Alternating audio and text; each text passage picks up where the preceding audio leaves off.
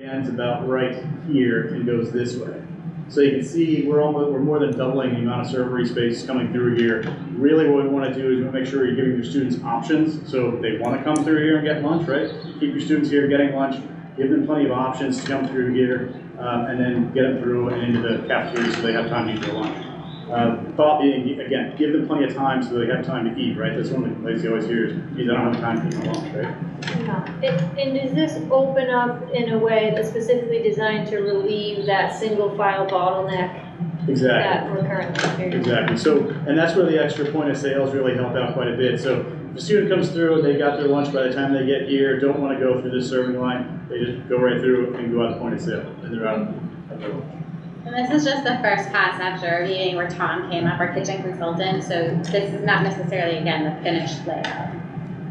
Couple of questions. Is there room now, because it's hard to tell with these dimensions, for kids who just want to pass through that don't buy anything, that have a whole bunch, or would they get stuck in these lines as well? Because it looks like one way in and out now? Yeah, so the thought process being is that if you're coming in here, the thought being that these aisleways are wide enough for kind of two rows, right? If a line was starting to form, you still have plenty of way to get around it through here and go out. Because those doors are still there, just to go into the cafeteria. That's what I was going to say. Kiddos have full lunch, they can still just go in the entry. Okay. It's not like they're not going to be blocked off, those are still going to be there. And this door will also say, it'll save, so the food service staff are coming in during the day, they don't have to open this grill up, they can kind of go in and direct the kitchen through a personnel door without having to open things completely up. And my other question is, what is where draft is now? Is that where the offices are? Yes, that's where that space is. Yeah, and it's just, this is the first pass, so that's where the offices are now. And so we could think, if this is not wide enough or you want more stations, then we still have the opportunity to take more of those offices. We just need to find a home for them. But this is the very first time that this has come back as a playback from what we heard. So, sorry. So let me beat a dead horse. One of the things that, a primary foundational thing we wanted to achieve that we heard from parents and kids 100% was getting through the lunch line. We need a lunch line where 250 kids can show up and get served in 10 minutes. So whatever the student to square footage salad bar ratio is, that's definitely what we want to get at. That, 600 kids, 550 kids eat in 2 lunches and get served and have the time to eat their lunch for 20 minutes with their friends, as opposed to It's stuck in line all the time, yeah. So definitely on a second pass, that's definitely a primary impetus for this, was to solve that. Yeah, we'll review that with the food service folks because they have calculations for width and how long it takes to get for flow through, and we'll double check that with them to make sure we got the right amount of space for flow. And people in those offices have kind of been told, you're probably good for a couple of years, but there's a natural break in the wall there. So that's why we initially looked at it, but we are looking at dimensions and how many bodies can fit on either side at the same time, and that they can zigzag to go in and out. And some of those are hot and cold and different things. So they may want to skip it, and like we said, we're still gonna have like a hot bar and things from the kitchen and access. But those are definitely the things that we looked at, but that was the initial look at where the wall ended. But yeah, I mean, we can certainly look at that space. We don't want to make it too small. I don't want to get into the nitty gritty too much here, but maybe this is a question for you, Diane, but I think that space is great. And obviously I don't know how many students it can serve within 10 minutes, but I think some of this is probably going to fall back on us as a district at some point because of point of sale, right? Mm-hmm. Because if we don't have, right there showing what, 3 points of sale? Great. I mean, do we have the staffing for that? Because I think that's... Right, that will be, that's why we can't have too many. Right. But you want to have at least enough so that if there is more staffing, I mean, the bottom line is, if we can get more people in, we can feed more people, we can hire more people. Okay. We want to make sure that we're set up to be able to do that, so I agree. That's what we participation is a lot higher. That's the goal. And the whole side, sorry, Yeah, no, go ahead. the sides are for, drink or grab and go. So someone could potentially just go in and grab something from the coolers on the side and go out and get their, So there's a lot of space on the sides. And to kind of help with the point of sale too, is that the nice things about this double point of sale is you could just have a staff member here and staff person here and still have two lines queuing up that point of sale. You just alternate between the two. So it does help having this kind of double arrangement to get more students flow through. Do they put their own numbers in? Do they put their own lunch code in ever? Or? No, but and the one closest to the existing would be movable. The other ones would be firm, but that one would be movable. So we could, depending on what they're serving that week or doing, it gives us some opportunities to manipulate the space a little bit.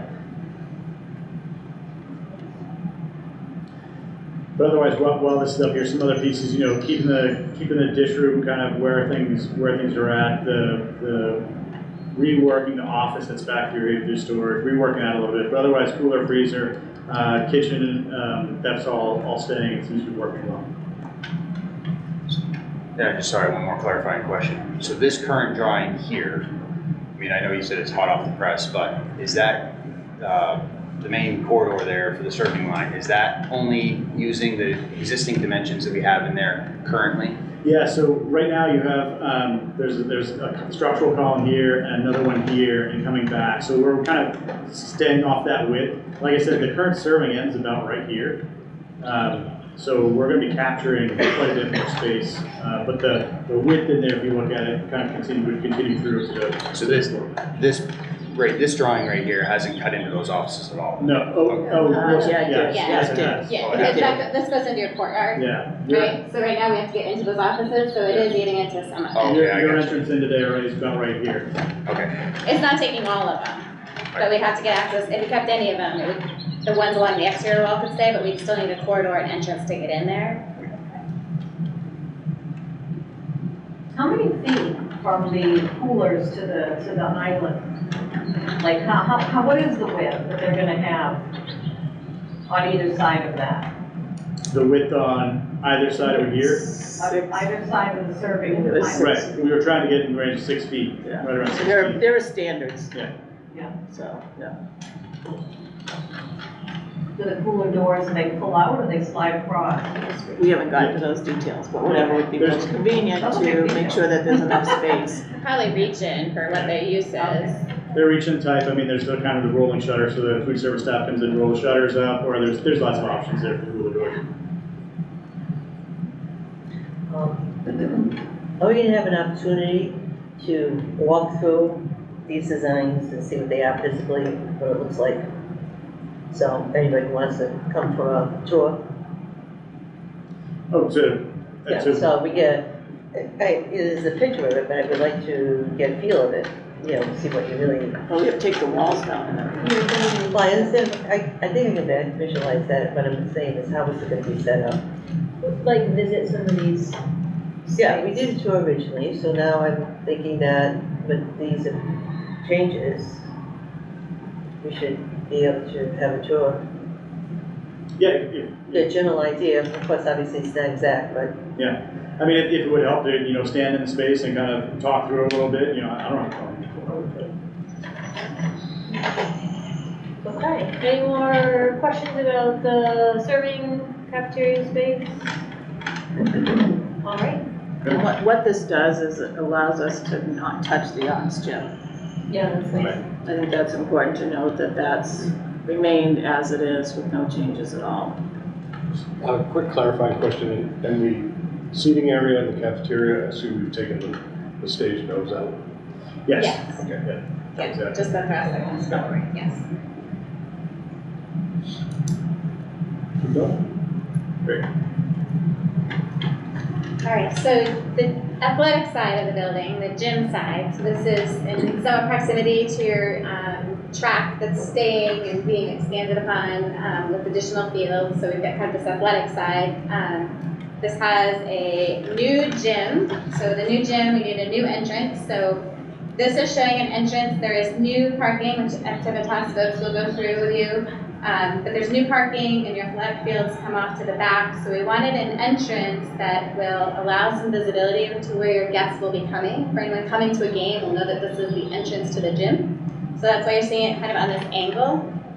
We also want to make sure we have enough distance in the winter to get folks' feet dry before they walk onto your new wood floor with wet feet for basketball games. So you're seeing a vestibule and an entry. We can talk about whether this is glass, whether there's some signage that says, you know, to the gym. I know you have that at your entrance now at your gym. There's that glass vestibule and you've got some nice big cast letters on your building. So we want to just capture people's attention to where they're entering. Just for familiarity with the existing building, this is where that storefront glass vestibule is now, so that would come away. This is the edge of the shop, kind of industrial art shop building, so that would remain.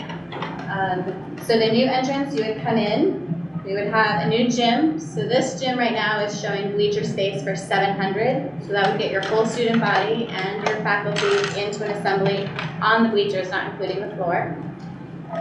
So you're seeing a NFHS high school regulation basketball court with sidelines you can walk around. And you've got a gold ball to show for your existing gym. It served you well, but I know you can use a little more elbow room in there. We've got space just showing, you know, the team can go on either side, just showing, you know, if you can have your athletes on the floor versus in your bleachers. Showing a scorer's table, so that's the gym. It's a pretty standard gym. There is space on the end if you wanted to add a batting cage. I know some schools like to have those on the end line. There's some flexibility there. We can talk about, you know, cheering goes in the Ox gym or in your existing gym. I know mats, wrestling and cheering take a lot of space, so we can talk about where those land. But this would be the gym. The main entrance would be here. We have some storage. We're gonna have basketball carts and volleyball hammocks for all the balls and things that happen during games to be put away. We have an entrance here into one of the new locker rooms, so this is still in the addition. So we have toilet facilities, just 2 showers. I know the kiddos don't always shower. We talked about right sizing this. Originally we had more showers, so we want to make sure we still have them. We have one that's handicap accessible and one standard shower. We have lockers, we have some benches, and they're essentially the same. One of them ends up in the existing space being renovated. Number of lockers and restrooms and showers is the same. So you could have a boys, girls, they could have visitor, you know, maybe basketball games and they share locker rooms. We have along this wall, this area is a bit of a bridge area. So this is like a 1-story space. We'll have a roof that comes over and is the same height, and then you get up to a bigger volume of building up on your gym. This would all be the same height roof. We have an entrance here, which could also serve if your officials want to come in and out without having to go through the main door. We've got like a local rivalry game and they just want to get out, they can. We have some more storage. We're going to need mechanical access on this side of the building also to get on top of that equipment that will serve these locker rooms to make sure they're ventilated properly. We have this corridor. It does look a little wider than a normal corridor. Part of that is because we want to get from our existing roof to the new roof without having snow come down and impact your existing roof, right? So we don't want to mess with the structure of your existing building. So we need a little bit of space that over this high gym, when the snow starts to drift over, that it's not impacting the existing building. So that's why we've got a wider corridor here. We have some changing area for officials. We have a single user restroom that includes a shower, so that could be used by officials. Originally, we had that as part of the officials' changing area. If we separate it so that we have like a dry changing room for those officials and a bathroom that's separate, we've added a locker in there. So now it can be used if you have faculty that bike to work, if you have a non-gendered student, if you have an impaired student athlete, if you have a need for life skills. We now have a single user restroom with a shower that can be used for a whole host of reasons that lots of schools need. So we've got this restroom that can be used for lots of things. We have a new trainer room that has 2 taping benches, could have an ice machine, a sink that could serve, it's in proximity to both gyms. And part of what we heard that was important was connecting these 2 gyms. So whether you've got lots of PE classes going on at the same time, if you have a practice court and a game going on, the connectivity to the gym entrance I think is here, but we've got this corridor that connects the 2 gyms. And taking this classroom and adding a couple of, carving out a couple of coaches' offices that could be in proximity to both gyms as well. Can I just have you do the thing where can we zoom in on this little mid part? Just so folks can See the locker rooms. see to match what we're. And the other thing that I forgot from the entrance, we also have concessions. So we're leaving the existing concessions to possibly be used by the Excel program or another program in the school, but adding concessions right here at the front entrance. So you've got younger siblings, they don't have to traipse through into the other portion of the building without being supervised. And we would make connectivity through to your existing lobby. There's still connection through the new entrance into, if you had something going on, into the existing gym. And right now, your lobby's being used for a lot of storage. So again, trying to make that purposeful and out of the way, we would carve out a storage room that could be locked, and anything that's in there, the lift or the tables or whatnot, could be stored behind a secure area, and taking all of those trophies and athletic awards and bringing them front and center. So we would just bring those forward in front of that storage room, so they would still be featured in your athletic area. We're not taking anything away. And then, of course, we're not changing the student population, but if you have 2 or 3 gyms, they will come. So we are going to need to add more toilet facilities, and so we, again, have a small addition here that would accommodate if both of those gyms were used at the same time, which I would imagine in winter they probably will be.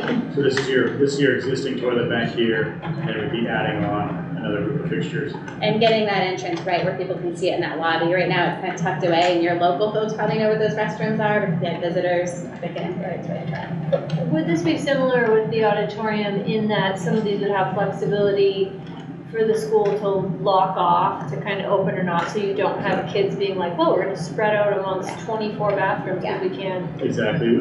We see that separation potentially happening right here. So you could get access to both gyms if you wanted to, or you could lock this gym off, still give access to the bathrooms, but not letting people down the hall into the school.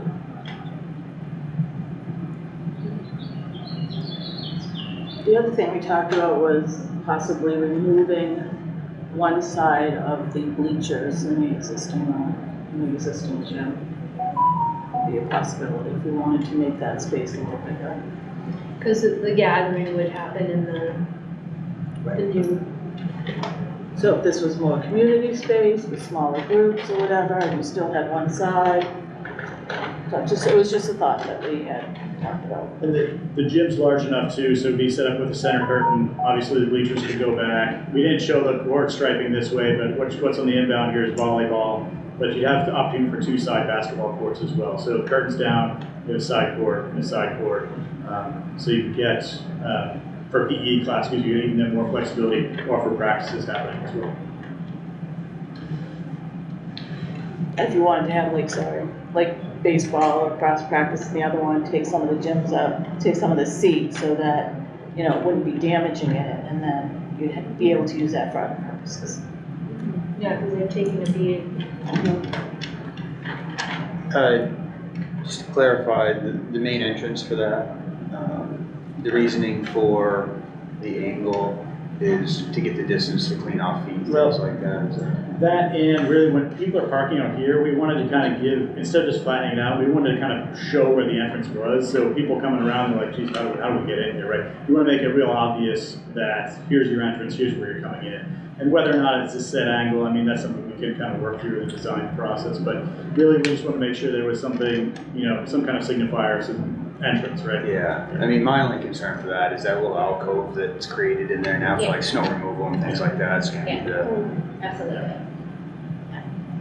How much is the seating increase from the previous gym? So I don't even know the current gym seating. It's about, Is it 300? it's about 320-ish increase from the current gym, roughly. So about 300 seats more. Yeah. It's almost double. And the addition, the whole addition for that is about how much? Square footage? 25,000? 1860. Yeah, I'm sorry, 19,000. 19,000? Yeah, it's about this, they're actually worked out to be about the same as the auditorium. They're almost exactly the same.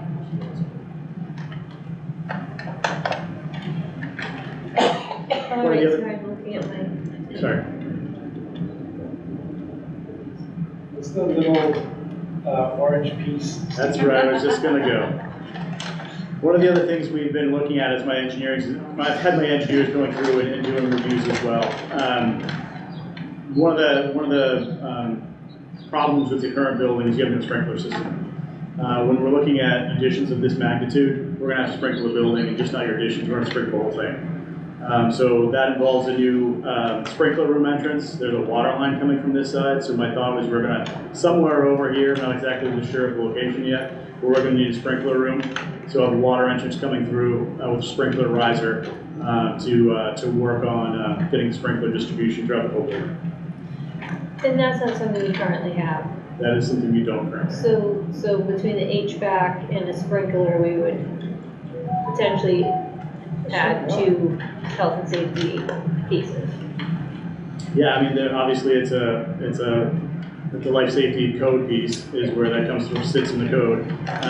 Yeah, the thing with the sprinkler piece is there is the opportunity after the referendum passes to kind of phase that piece in, right? So you could do this sprinkler work for the whole existing building and prep it for the additions. And then, so that could happen as an early stage, and then we're ready for the additions that comes in and we link into that system. Is there another question?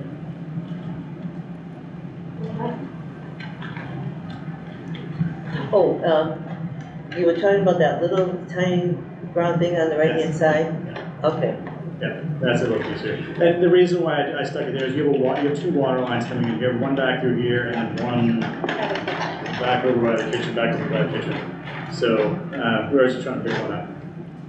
Whether or not it sits there, maybe not. It might be better off sitting back here. We just don't know. We have to look at the water counts, but we just want to make sure we're accounting for that square footage for that sprinkler riser. Well, there's no windows right there, that's the end of that academic wing, so there'd be good access from the road or anyone coming in that needed to get into that sprinkler room. If there's any issue, fire department. Fire department likes easy access to those, Yeah. so that's pretty close for them. Okay. Thank you. Great. Thank you,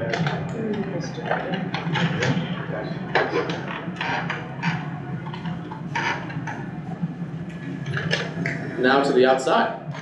My name is Ben Gleason with Activitas, landscape architect, and we've been working with the district since kind of pre-COVID on some of the early plans. I'm sure you've seen some of them, and we're kind of here tonight to show you where those have kind of progressed.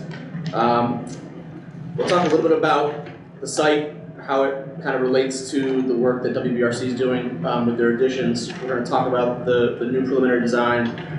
We've started to actually put some more detailed cost estimate and numbers to those. We've had a little more time than the building side of things to kind of really work on what those numbers will look like. We do want to talk a little bit about some kind of 10-year cost comparisons of talking about turf versus natural grass, some of the pros and cons to that. And then kind of we'll open it up for some chat. So as part of our initial analysis of the site, we took a kind of deep dive look at kind of like the whole campus, which included the new property that was purchased kind of on the northwest side of the existing property.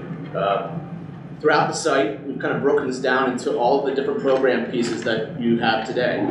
There are about 9 different athletic components out there, as you see. On the high school side of things, you have your main kind of football competition field that kind of overlaps with the baseball field. You have your softball field.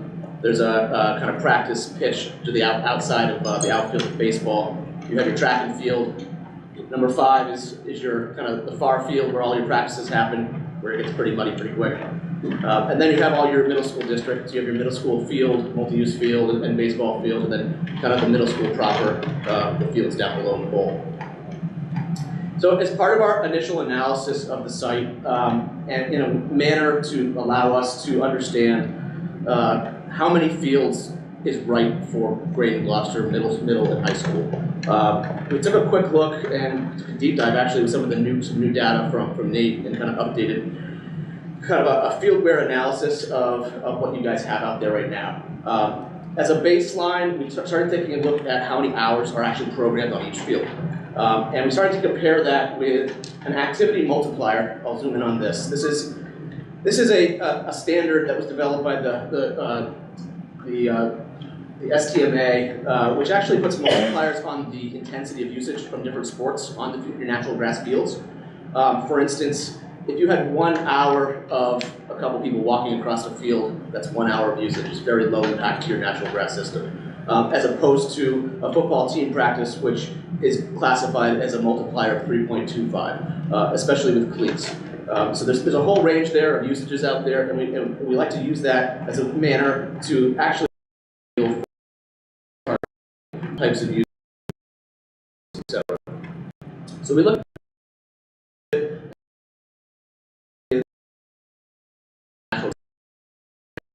at facilities there, thinking about this level 3 maintenance and